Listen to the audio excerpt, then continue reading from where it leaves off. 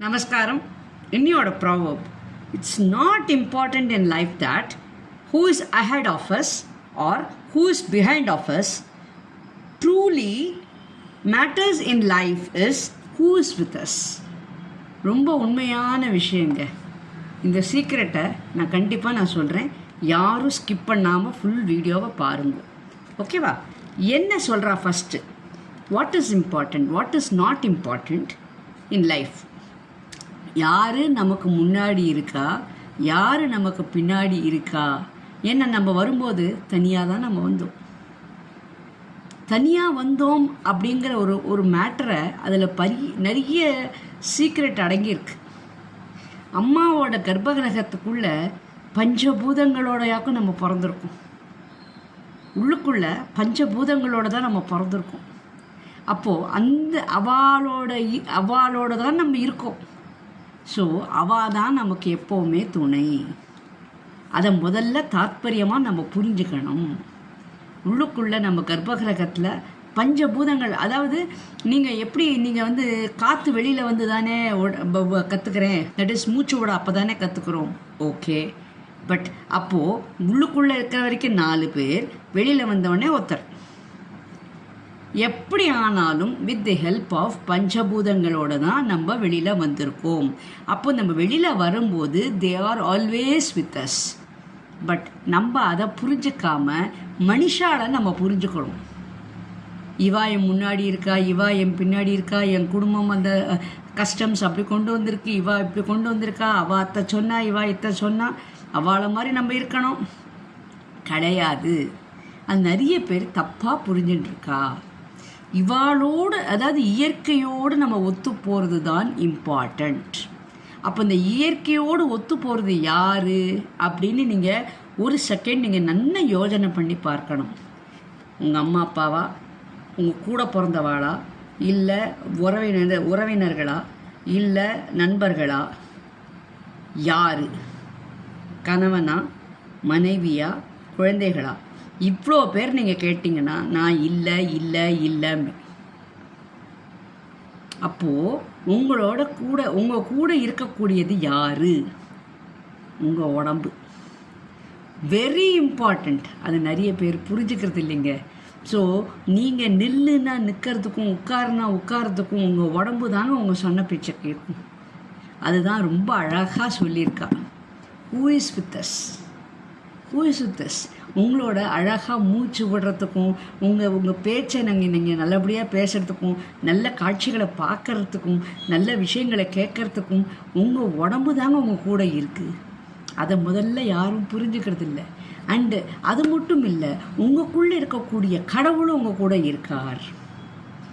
உன்னோட கடவுள், that is owned by me, என் கடவுள். ஸோ என்னோட உள்ளுக்குள்ளே இருக்கக்கூடிய அதுதான் அன்னாபிஷேகத்தை கூட நீங்கள் பார்த்தேன்னு வச்சுக்கோங்களேன். நம்ம லிங்கமாக நம்ம பார்த்துருக்கோம். நம்ம சிவனை நம்ம லிங்கமாக பார்த்துருக்கோம். அப்போ அந்த லிங்கமாக பார்க்குறது நார்மலாக பார்த்த நிறைய பேர் என்ன சொல்லுவா, அது கல் அப்படின்பா. சரி, கல்லாக இருந்தாலும் அதுக்கும் ஒரு உயிர் இருக்குது அப்படின்னு சொல்லிட்டு அன்னாபிஷேகம், அன்னபூர்ணியை தான் வாங்கிக்கிறார். அப்போது கல்லாக இருக்கும்போது ஒரு பவர், கல்லுக்கு மேலே வைஃபு, தட் இஸ் அன்னபூர்ணி சேரும்போது ஒரு பவர்.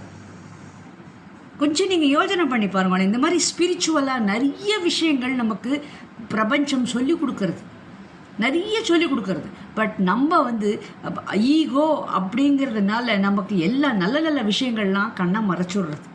பல விஷயங்கள்ங்க. நான் ஸ்பிரிச்சுவல் முன்னு தான் சொன்னேன், பட் நிறைய அந்த மாதிரி கதைகள்லாம் இருக்குது. ஸோ எப்போதுமே நம்ம கூட வருது யார் அப்படின்னு கேட்டேன்னா உங்களோட உடம்பு. அந்த உங்களோட உடம்புக்கு நீங்கள் தன்னந்தனியாக எப்பவும் 24/7 365 டேஸ்க்கு நீங்கள் மரியாதை கொடுத்தே ஆகணும். நில்லுனா நிற்கிறதுக்கும், உட்காரத்துக்கும், ஓடுனா ஓடுறதுக்கும், எல்லாத்துக்கும் என்னெல்லாமோ நம்ம சாப்பிட்றோம். அதெல்லாம் ஜீரணமாகறதில்ல. அப்போ அந்த ஜீரண சக்திக்கு கொஞ்சம் நீங்கள் யோசனை பண்ணி பார்த்தேன்னா நம்ம சாப்பிட்டா நம்ம ஜீரணம் ஆகும். ஹார்டாக சாப்பிட்றோமே, என்னெல்லாமோ நம்ம சாப்பிட்றோம். நம்ம எனக்கு ஒத்து வராதெல்லாம் நம்ம சாப்பிட்றோம். அப்போது அந்த மாதிரி ஒன்றுமே எதிர்பார்க்காம அதுக்கு நீங்கள் என்றைக்காக ஒரு நாளைக்கு நீங்கள் தேங்க்ஸ் சொல்லியிருக்கீங்களா? அந்த டைஜஷன் மிஷினுக்கு என்றைக்காக ஒரு நாளைக்கு நீங்கள் தேங்க்ஸ் சொல்லியிருக்கீங்களா? ஸோ அந்த மாதிரி நம்ம பலனை எதிர்பார்க்காம தன்னோட கடவுள் கொடுத்த வேலைகளை அதை அழகாக சரிவர செஞ்சுட்டுருக்கே, அதுக்கு நீங்கள் இன்றைக்காவது நீங்கள் ஒரு நாளைக்கு ஒரு குட்டி ஸ்மைல் டெய்லி நீங்கள் அதை பண்ணி பாருங்களேன்.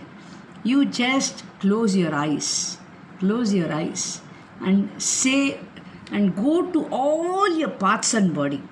கீழே டிப் டோலேருந்து you just imagine and you definitely you have to say thank you my toes அப்படின்னு ஒவ்வொன்றுத்தையும் ஆங்கிள், ஃபிங்கர்ஸ், நர்வ்ஸ் அப்படின்னு கொஞ்சம் கொஞ்சமாக தை போன்ஸ் இப்படி ஒவ்வொன்றுத்துக்கும் யூ ஜஸ்ட் அப்படியே நீங்கள் வந்து இந்த மெடிடேஷன் நாங்கள் பண்ணும்போது அப்படியே ஒன்றுத்துக்கும் அப்படியே நாங்கள் சொல்லிகிட்டே வருவோம். அப்போ சொல்லிகிட்டே வரும்போது என்ன ஆகும்னா அது கேட்குங்க. நீங்கள் பேசும்போது அது கேட்கும். Thank you toes, I love you அப்படின்னு நீங்கள் சொன்னீங்கன்னா the toes will be very happy. You can feel it. நீங்கள் அந்த மாதிரி நீங்கள் சொல்லி பாருங்களேன். இந்த ஃபிங்கர்ஸ்லாம் நீங்கள் பார்த்தீங்கன்னா you just say I love you dear அப்படின்னு ஒன்றொன்றுத்துக்கும் சொல்லுங்க. ஒவ்வொரு ஆர்கனும் ஒவ்வொரு சிஸ்டமோட அந்த இருக்கக்கூடிய மைன்யூட் இது கூட you just say I love you அவ்வளோ. அப்போது நீங்கள் அந்த மாதிரி சொல்லும்போது என்ன ஆகும்னா அது அப்படியே உங்கள் சொன்ன பேச்சை கேட்கும். எப்படிங்க நம்ம வீட்டில் வளர்க்கக்கூடிய நாயாக இருக்கட்டும், இல்லை ஒரு பசுவாக இருக்கட்டும், இல்லை ஒரு பூனைக்குட்டியாக இருக்கட்டும், பள்ளி கூட நம்ம பேசுகிறதெல்லாம் அது புரியறது நம்ம சொல்கிறோம் இல்லையா? அப்போ ஏன் இதுக்கு புரியாது? நம்ம அலட்சியப்படுத்திட்டோங்க.